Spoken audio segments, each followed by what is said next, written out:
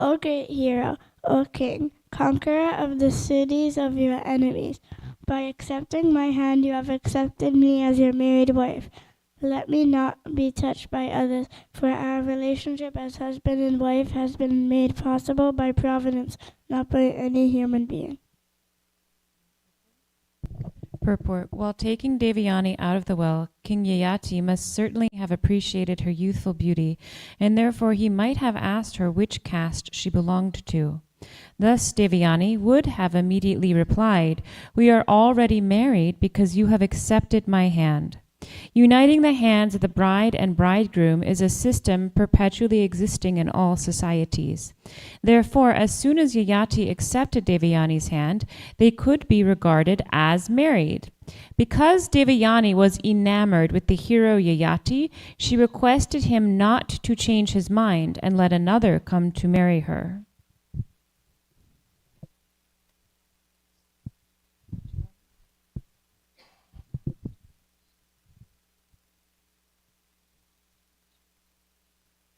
Text 22.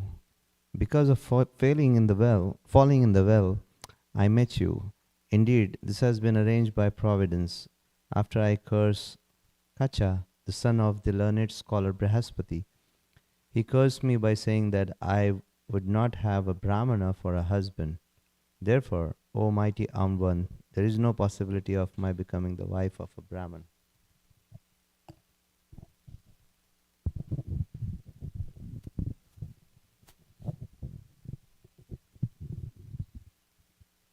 Sukadev Goswami continued. Can you read the purport Oh, to that previous verse?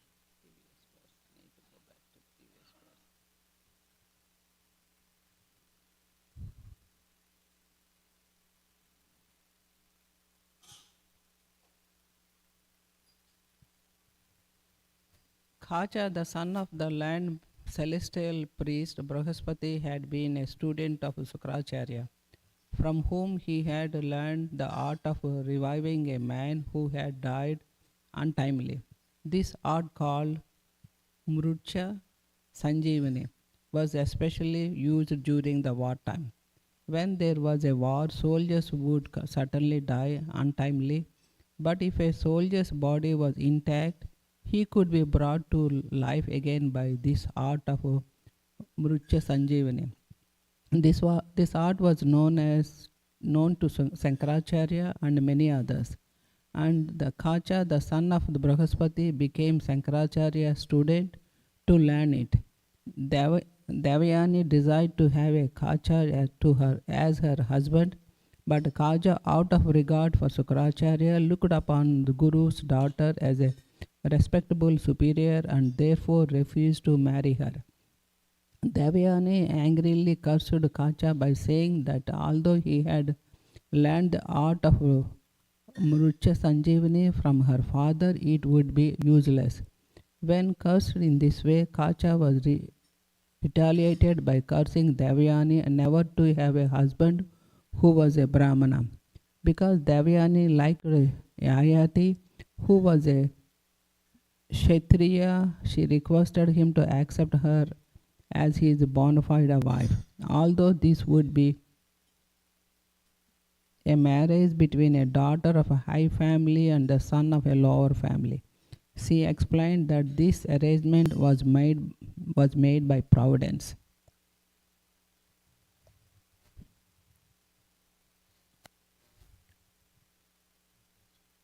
Next verse. Okay, I'll go. Oh, she's ready here. Yeah.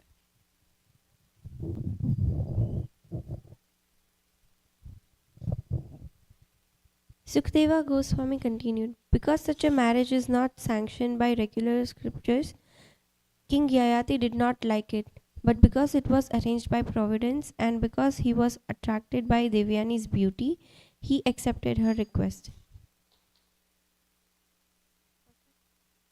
Yeah, do the purport. According to the Vedic system, the parents would consider the horoscope of the boy and the girl who were to be married. If, according to astrological calculations, the boy and girl were compatible in every respect, the match was called Yotaka and the marriage would be accepted. Even 50 years ago, the system was current in Hindu systems. Hindu society. Regardless of the affluence of the boy or the personal beauty of the girl, without this astrological compatibility, the marriage would not take place. A person is born in one of three categories known as Devagana, Manushagana, and Rakshasagana. In different parts of the universe, there are demigods and demons, and in human society, also there some people resemble demigods, whereas some other resemble demons. If, according to astrological calculations, there was conflict between a godly and a demonic nature, the marriage would not take place. Similarly, there were calculations of Pratiloma and Anuloma. The central idea is that if the boy and the girl were on an equal level, the marriage would be happy, whereas inequality would lead to unhappiness. Because care is no longer taken in marriage, we now find many divorces. Indeed, divorce has now become a common affair. Although formally one's marriage would continue lifelong and the affection between husband and wife was so great that the wife would voluntarily die when her husband died, or would remain a faithful widow throughout her entire life. Now, of course, this is no longer possible, for human society has fallen to the level of animal society. Marriage now takes place simply by agreement. Dampatya uh, Bhiruchir Hetu. The word Abhiruchi means agreement. If the boy and girl simply agree to marry, the marriage takes place. But when the Vedic system is not rigidly observed, marriage frequently ends in divorce. Om Agyan. Everyone, we can do the Mangala Charna together. Om Agyanatimirandasya Gyananjana Shalakaya Chakshurun Militam Jena Tasmai Shri Gurave Namaha. Shri Chaitanya Manobhistam Stapitam Yena Bhutale Swayam Rupa Kadamayam Dadati Swapadantikam Bandeham Shri Guru Shri Yuta Parakamalam Shri Gurun Vaishnavamscha Shri Rupam Sagarjatam Sahagana Raghunathanvitam Tam Sajivam Sadvetam Savadutam Parijana Sahitam Krishna Chaitanya Devam Shri Radha Krishna Padan Sahagana Lalita Shri Vishakanvitamscha He Krishna Karuna Sindho Dinabandho Jagatpate Gopesha Gopika Kanta Radha Kanta Namostute Tapta Kanchana Gaurangi Radhe Vrindavaneshwari Vrishabhanu Sute Devi Pranamami Hari Priye Vancha kalpatarubhyascha kripa sindubhyeva cha patitanam pavanebhyo vaishnavebhyo namo namaha. Jaya Shri Krishna Chaitanya Prabhu Nityananda Shri Advaita Gadadhar Shivasari Gaura Bhakta Brinda. Hare Krishna Krishna Krishna Hare Hare Hare Rama Rama Rama Hare Hare. Shukadeva Goswami continued, because such a marriage is not sanctioned by regular scriptures, King Yayati did not like it, but because it was arranged by providence and because he was attracted by Devayani's beauty, he accepted her request. So many of you come to class regularly, so you know the backstory, right? When I was reading, I was actually asked to give class on Thursday, so I was reading some of the verses up ahead in the chapter. But Arupanuga Prabhu couldn't give today, so I'm filling in last minute. But this is like a Vedic soap opera here, isn't it? There's so much cursing, counter cursing, and like we'll just go over the pastime, right? Just like it just explained that Devayani, she was attracted to this student of her father, Shukracharya, who is teaching the art of how to revive a dead person to Kacha, is that his name? And she was interested in marrying him, but as the purport explained, as Prabhupada explained, because she was the daughter of his guru, he respected her on a superior level, so he wouldn't agree to the proposal. And Devayani, getting upset, cursed him that his ability to revive dead people wouldn't work.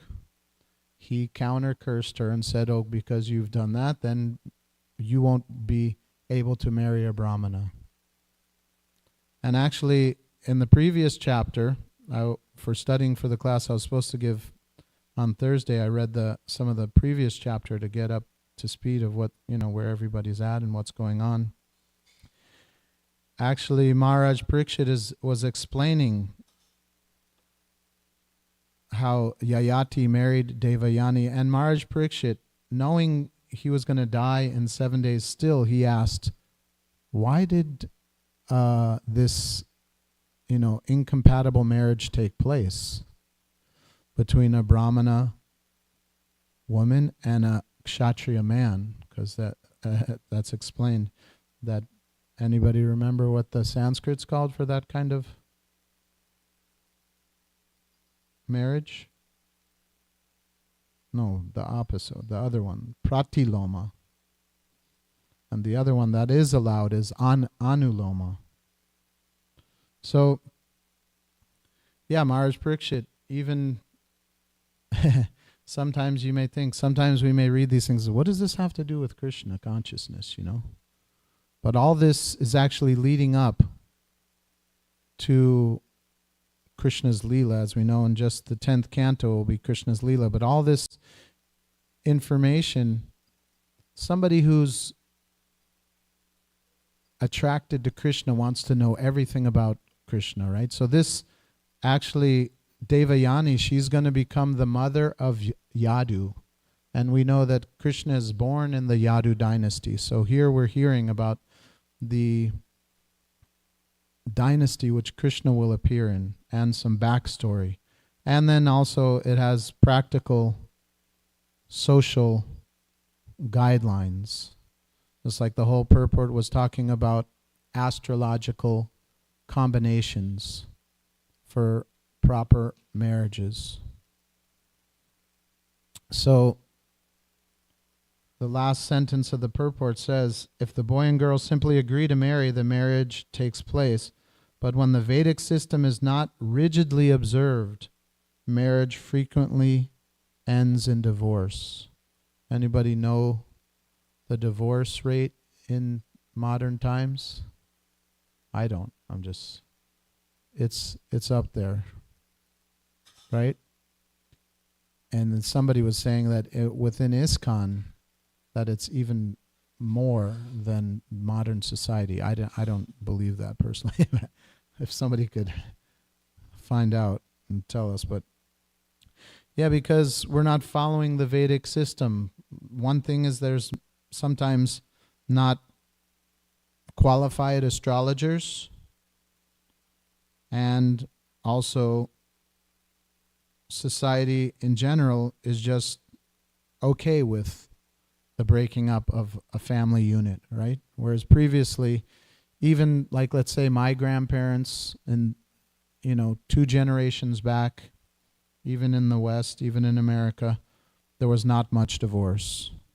Why? Because it wasn't accepted socially. They had different value systems. As Kali Yuga, increases in degradation, then so much irreligious activities take place. Just like my grandma and grandpa, I'm sure my mother's mother and father, I'm sure they weren't astrologically on equal grounds, because they fought like cats and dogs. Like every conversation, every minute they were like but within their mind, oh no, divorce is not a it's not a reality. So they stayed together for their whole lives. And that gave so much stability to the family, right? Because of that not small, a very big value system. So where do value systems come from, right? Usually it comes from an ideology of a higher power. Because nowadays, with so much atheistic propaganda or atheistic mentalities, there's no value systems, right? If you're just a bunch of chemicals and I'm just a bag of bones and chemicals, then what's the need for values or morals? It's just everything happens by chance. There's no consequences to the actions.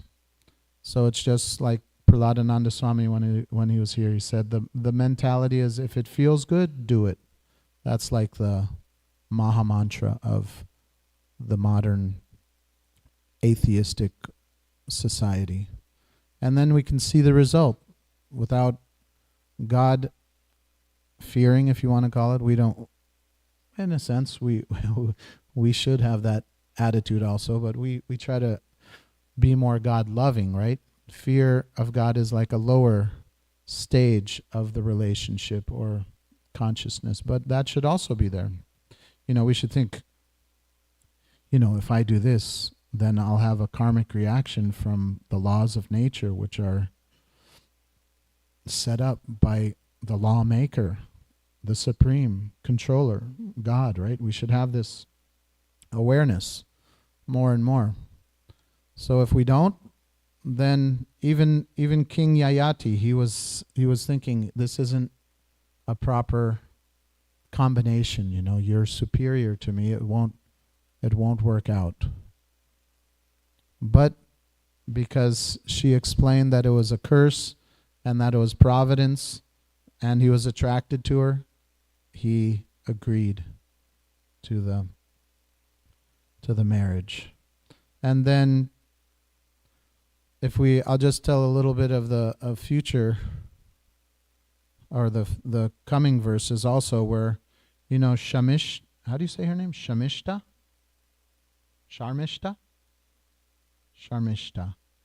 She, as we know, she was from the Kshatriya family, and she was a friend of Devayani. And when they were bathing in the Yamuna, or when they were bathing in a river, the Shiva came by with his wife, and they quickly hurried to try to get their clothes on, but Sharmishta accidentally put on Devayani's clothes. And Devayani got so upset that she was cursing her. She was being very harsh and calling her, very bad names, and I can't remember exactly what. But then, what did Sharmishta do? She threw Devayani into that well, which leads up to where we are now. She was naked. Also, she threw her in that well, naked, and then Yayati, who was on a hunting excursion, came by and saw her in the well. He took off his upper cloth and gave it to her and reached out to take her out of the well. And she said that just by accepting my hand, it's considered a marriage also. So just see, like in previous ages, what the culture was. If you touched a woman, okay, that's considered. Like, nowadays, if somebody were to bring that up and say, oh, you touched my hand, you held my hand, that's considered like a marriage, the person would be like, oh, come on, be realistic here. But so this was there was culture, right? There was values and morals that were in place. And without it, then we have what's going on now, which is totally chaotic and there's no family stability.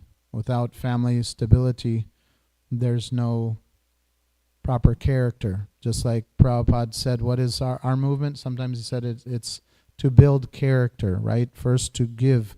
What does it mean to be Brahminical?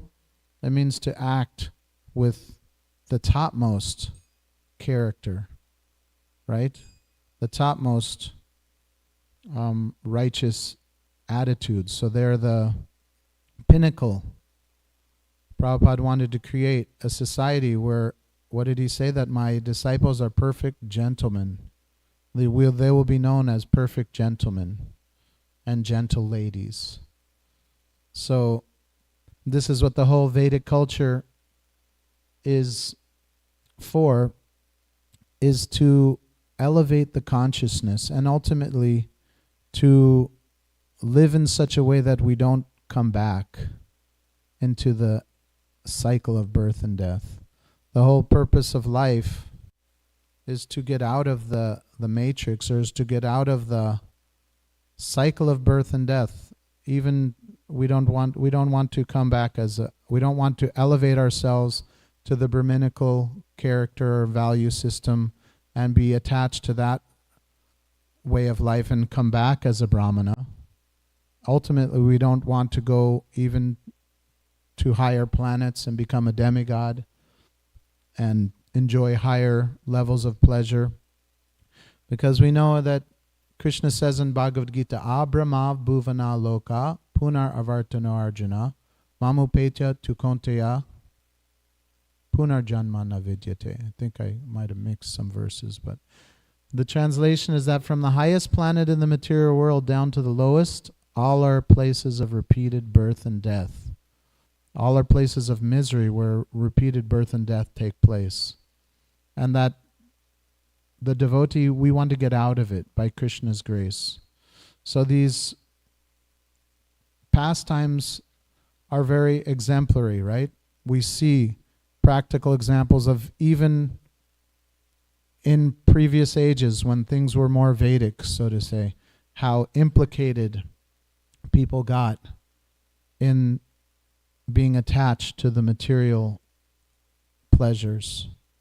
And even when they were trying to do things properly, how complex and how plot twists and how, soap opera-ish it is, how this whole pastime is, could be like a movie and people would really be attracted. But then if we see the next chapters, it shows how Yayati, he gave up. As we know in the some of you that might have heard this story before, then as the story continues, Yayati gets married to Devayani and Sharmishta becomes a maidservant. But Shukracharya, he told Yayati, don't have affairs, don't have a child with this maidservant, which in previous times, this for a kshatriya, this was allowed. And Sharmishta approached King Yayati for a son, and it says that it wasn't irreligious, so he decided to do it, even though Shukracharya told him not to. That upset Devayani. She went to her father, and her father was saying, I shouldn't have taken this occupation as being an advisor to a king. Brahmanas gave advice to kings in previous ages. He said, this lowers my Brahminical ability, potency to be able to do what's purely Brahminical. Just now, see, because of this, now I have to go and counter curse Yayati. Not counter curse, but I have to take care of this situation because of, he said, what I should have done, first class. Anybody know what first class Brahminical occupation is, according to this pastime? Instead of being an advisor to a king, one to get their maintenance, one can pick up leftover grains from the field. That's a first class Brahminical occupation. Not to lower one's standards and be supported by a king is what, Shukracharya was lamenting. So then, to satisfy his daughter Devayani, he cursed Yayati to become old and invalid, right? And then then Yayati approached and said, but your daughter and I, we haven't finished our family affairs, family business, basically, our family having children and whatnot. And so he realized, if I cursed him, but then that'll affect my daughter, and she won't be able to, fulfill her family dharma, family duties. So he said, okay, if you ask the youth from one of your sons, then you can live out your material desires, so to speak. And that's what happened, right? He had 4 sons, and he first asked Yadu, his oldest son, and his Yadu rejected on religious grounds, because in the back of his mind he knew that Krishna would appear in his dynasty, and he didn't want to delay Krishna's appearance. If he gave his youth to his father, then that would delay the appearance of Krishna. So in the purports it says that it was a religious decision. It wasn't adharmic. And then he asked 2 other sons. They didn't want to, because they didn't want that to impede on their enjoying in the material world. So that was irreligious. But then Puru, the youngest son, when he was asked, he immediately agreed. And then Puru also said that a first-class son, they will do what the father wants before being asked, right? And Prabhupada also says this with a disciple, that the disciple should know what the guru wants before being even told. We should be so in tune with the desires of the guru that we do it before being asked. This is first class. So Puru gave this shloka, gave this verse, said that a first class son does it before he's asked. Second class son does it after he's asked. And a third class son is asked and doesn't. So Prabhupada gave, the example with the disciple also. First class disciple, without being asked, they please the guru and know the desires of the guru. And the second class disciple, they're asked and they do it. And that's what Puru ends up doing. And then Yayati, he lives out his life like that, and then he returns the youth to Puru, and he gives different places to reign to his different sons, and he becomes completely dedicated to Krishna consciousness, and Devayani also. So I'll just open it up for any reflections, questions, comments.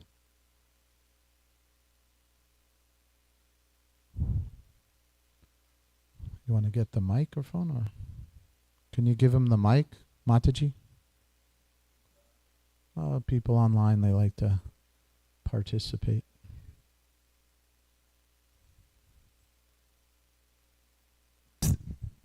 Hare Krishna. Hare Krishna. Thank you for the wonderful class. What a difficult topic. The Thursday one was harder. 2 comments. One is that the reason maybe also that he would marry the lady in the well was that she was unclothed, right? So for a man to see a woman unclothed means it's her husband. I don't know if that added to his reasoning or not. And then the other is there an element of like why, I don't want to say why this pastime would be in the Bhagavatam, because it's perfect and pure, and it's what we're reading in the Bhagavatam, but it seems like it's like, gosh, marriage and cursing, like you said earlier. And is it to show us that really don't get involved in the material world and the cursings and the coming and going? Just be simple and be devotional, follow the principles. And do you think it has that function? Is that part of why this is in the Bhagavatam? Well, like, how Krishna, he does many things with one activity, you know. So I'm sure that this message has many instructions on so many levels. But one of my take homes was that in the next chapter,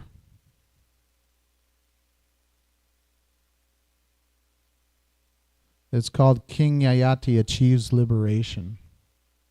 So this is like, sometimes if we just, it's just like in a conversation. If you come midway in somebody's conversation and you heard a few sentences and then like you start to try to gist up the whole debate or, topic, you don't have the whole picture. So, that's what Bhagavatam is a whole. It's just like the first canto is explained to be Krishna's lotus feet, and then it goes all the way up to the 10th canto, which is Krishna's smiling lotus face, right? And then Prabhupada gave the example that we should read it systematically. So, if we just take an isolated few verses, then we don't get the whole picture. But ultimately, the next chapter is King Yati Achieves Liberation, and he gives beautiful his realizations on how he was, entangled by following his material desires, and that now he just wants to be totally absorbed in his relationship to Krishna. And his wife Devayani, she gets inspired and she also becomes a liberated soul. This verse here, it says, in the next chapter, it says, thereafter Devayani, the daughter of Shukacharya, understood that the materialistic association of husband, friends, and relatives is like the association in a hotel full of tourists. The relationships of society, friendship, and love are created by the Maya of the Supreme Personality of Godhead, exactly as in a dream. By the grace of Krishna, Devayani gave up her imaginary position in the material world. Completely fixing her mind upon Krishna, she achieved liberation from the gross and subtle bodies. So this is, the happy ending. This is the whole picture. And then that was from Yayati's realizations that she got liberated also. A few verses before that it says, because King Yayati completely surrendered unto the Supreme Personality of Godhead Vasudeva, he was freed from all contamination of the material modes of nature. Because of his self-realization, he was able to fix his mind upon the transcendence, Parabrahman Vasudeva, and thus he ultimately achieved the position of an associate of the Lord. So this is inspiring to know that you could be so entangled materially, but come out of it by Krishna's grace. And they both did, and then ended up being, the mother and the father of Yadu, who is, Krishna came in their dynasty. Others like to say, Gokulananda?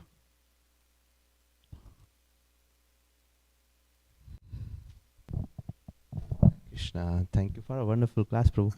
And I like your answer as well. So, almost on the similar line, I had asked the same question yesterday. Because Bhagavatam, as you explained, progresses from the lotus feet to the 10th canto. Why in the 9th canto, I was wondering, where the characters, so to speak, no offense, they are not Mahabhagavatas, why they are there in the pages of Bhagavatam. Because if you look at other characters in Bhagavatam, we see either they are Mahabhagavas or they later on become Mahabhagavatas. But then, as you are talking, one particular verse that came to my mind from Bhagavad Gita.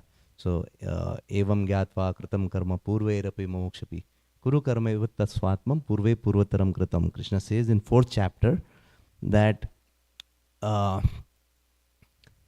those who have acted piously, I'm just paraphrasing, I don't remember the exact translation, but those who have acted piously and those who have perfected, their lives, So they are the role models for us. So as you explained when you were giving the answer to Dharma Prabhu's question, it's the same thing that just struck me. Yeah. So Devayani, she perfected her life. She was imperfect, just like me and most of us, and she perfected. So she's got to be there in the pages of Bhagavatam so that we follow those stories and take the lessons out of it. It just occurred to me. Thank you. Yeah, that's what I was feeling too. That okay, yeah, just see how entangled they were. I'm also in the material bondage, and they got liberated. It's like a hope giving example of even somebody.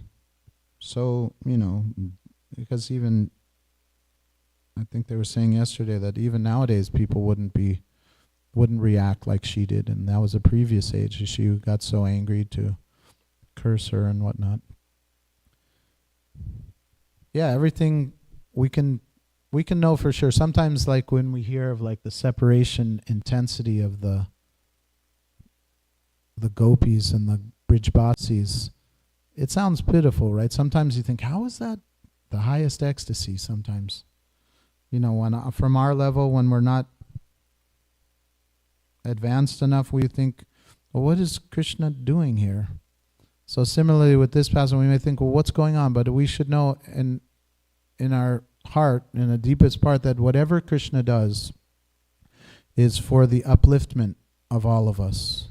That Krishna, it's just explained that Krishna has unlimited love for every one of us. It's just like, sometimes they said it's like 10 million mothers, the love that Krishna has, right? So whatever he does, whatever pastime that's in the Bhagavatam, whatever circumstance Krishna's arranging, it is for ultimate purification and ultimate inundation of mercy. So we can have that, okay, I may not understand exactly how I'm being purified or how I'm being uplifted by Krishna's embrace here or by Krishna's words in the Bhagavatam, but we know that, okay, the medicine will take the highest effect, Can I also share Please. something in context to what I just heard in the purport, one of the purports? It spoke about like how in Vedic system, the alliances are matched by taking into consideration the charts and, the ganas, right? So I just remembered one time somebody asked during Sunday Feast class to Radhanath Maharaj, as practicing devotees, how much do we resort to these things, matching the charts? Mm. And he gave a wonderful answer. He said, as long as there is nothing strikingly dangerous, like they say Mars, the Mangal, so those things, if you come across, then probably you should take it like, alarming thing, and you might resort to, there are certain, rituals and everything given, but as practicing devotees, we do not. If we have faith in Krishna and we surrender to Krishna, then those things can be surpassed. And I was thinking, like, my chart, for example, I'm from Rakshasagana, and my wife is Devagana. So basically those charts, and our daughter, interestingly, she's Manushagana. So we have a mixture. So basically it talks about who you were in your past life. She was a demigod, and I was a demon in my past life. And those who are in Manushagana, they come from the human form of life. That's what the astrological science talks about. But if you just get into those details, the life becomes very complicated in this Kali Yuga. And first of all, we don't know the person who's looking at the chart, himself or herself is proficient. Yeah, there are right. so many cheaters. Sometimes What people is your get take duped. on this? Yeah, I like your angle and quoting Maharaj's insight. Yeah, I agree. What came to mind was like, it's just like if you go to serve at a certain temple, say you don't do an astrology. Some people might, but usually you don't, oh, let me see, I'm going to serve under this temple president. Like when I came here with my family, I wasn't thinking, okay, the temple president has certain astrological, let me check my astrology and see if it's compatible. No, the higher thing is that we're going to serve Krishna together. Whether this person is from that background previously, this more pious, more impious. I'm just saying that's like in a community perspective. So what to speak, and then the family perspective, that, yeah, you may look at astrology for a little, I don't know. I like when I did my marriage astrology, the mother said that, yeah, you're compatible enough. Don't want to be overly compatible also. I mean, you have to have some things. And then she said, but you'll have to, pray about this and pray about that. I was like, well, I spent all this money for you to tell me I should pray to, so we're going to do anyways. But it's like I gave the example, like my grandparents, I don't think they were astrologically matched, but because of their higher value system, they didn't get divorced. So because of our devotional makeup, we're going to serve together, right? I mean, the stronger that is, then yeah, of course, there's different shloks for different folks. There's different people may gravitate towards different kinds of services and doing the same service in different ways. But that's part of, learning and working together. Just like Prabhupada said, that you will show your love for me by how you cooperate with each other. So that was to the society, and that can go to the husband and wife, father and children, mother, the whole package. Is we're not here to make things materially perfect, and that's impossible anyways. The Vedic system was a way of seeing the whole package. Okay, these people are in this kind of modes more and that kind of modes more, so it'd be more congenial for them to work as a family like this. So they had that knowledge. But if we don't, even let's say like ISKCON, and then you work it out by the school of hard knocks, or by making the best use of a bad bargain. But whatever, it may not be smooth, but I'm going to put Krishna in the center, whether it's astrologically smooth or not. You know what I mean? Is whether it's materially more congenial or not. The whole point of spiritual life is to get off the bodily concept of life, right? Ultimately.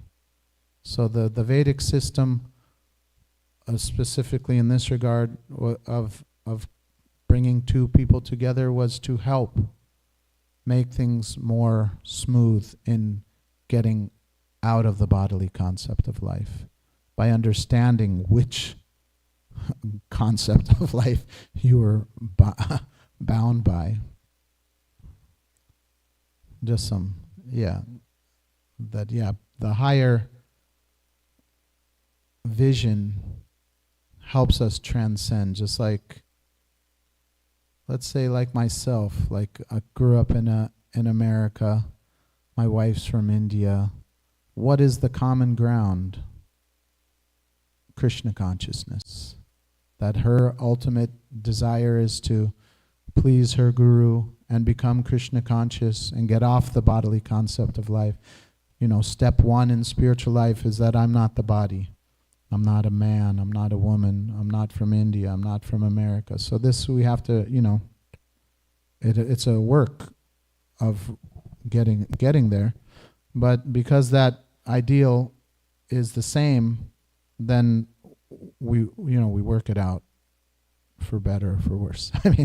I mean to say, whether it's rough or easy, we have the same goal of spiritual, prema, of spiritual devotion. Our society is the best example of unity in diversity. Right? Yeah. Yes, sir.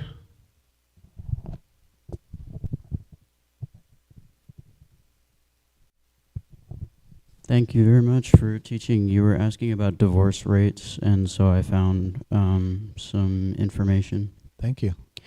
What is the percent of divorce in the U.S.? Many grandparents stayed together no matter what their relationship was like because divorce wasn't an option. Why was divorce not an option? Divorce heightened in the 1960s and 70s. Since then, divorce has been on a steady decline. Up until the 1960s, there were regulations where legally, if you wanted to get divorced, you needed to accuse your spouse of mistreatment. There would be long, expensive legal proceedings that many spouses did not have resources for. Then the no-fault divorce law was introduced, and studies suggest that this coincided with a long-term decline in domestic violence, 30% decline, and suicide rates among married women, 16% decline. So not only was divorce socially stigmatized, it was legally very difficult to obtain. Divorce rates peaked in the 90s at 24%, and by the 2000s, rates had dropped to 14.4 divorces per 1,000 married women and stayed there until 2023. Younger adults are divorcing less and less, with elder adults being most of the 14%. In 2025, the crude divorce rate is 7.1 per 1,000 married women. And according to Purdue.edu and the Centers for Disease Control and Prevention, in the 2020s, the low range of 2.3 to 2.5% per 1,000. And then the most divorce-free year came in 2020, the height of the COVID-19 pandemic. Thank you. Yeah, so much discord, but with Krishna's mercy and Prabhupada's guidance, we don't have to fall victim to the statistics of the material suffering. We can hold on to Krishna's mercy, hold on to Prabhupada's lotus feet by trying our best to cooperate with each other as a community and fulfill his desires and service to his guru. And it's all glorious. Even we have, setbacks here and there. We're protected by the instructions of the Acharya. Any last things from anybody? Manjari Gopika? Hare Krishna. Thank you for the Hare class. Krishna. Yeah, just a quick thing I was thinking about was, and someone can correct me who has greater knowledge, but when I was thinking about Srila Prabhupada and how he got his disciples married, I don't remember ever hearing of him wanting to consult astrological charts. I know in some cases he was purifying an already existing relationship. Like we hear in Lilamrita, many of his disciples already came to him as boyfriend, girlfriends living together. But in most other cases that I recall reading about, he was just, he had disciples get married so they could serve together. And there wasn't any of this discussion about gunas and karmas or anything like that. And I think that's really the heart of what you were saying, is that Krishna conscious couples get married so they can serve each other. Serve with each other, sorry. One last thing. I remember Gauranga Prabhu Here's gave the couple, a married couple that are sharing their Krishna consciousness together with all of us. In this context, I remember what Gauranga Prabhu once said. The best example of Krishna conscious family is Lord Shiva's family. you see, there is snake and the mouse, right? They have natural animosity between them. Then there is Mother Durga's carrier, the lion, and the bull. They are inimical, right? But they are living in perfect harmony because Krishna is in the center. My dear Radha Kalachandji, if you so desire, please empower us to work cooperatively, harmoniously, and pleasingly for our gurus to spread your holy name and mercy all over to as many souls as possible. Thank you for considering this prayer. Hari Om Iti Tat Sat. Srimad Bhagavatam Ki.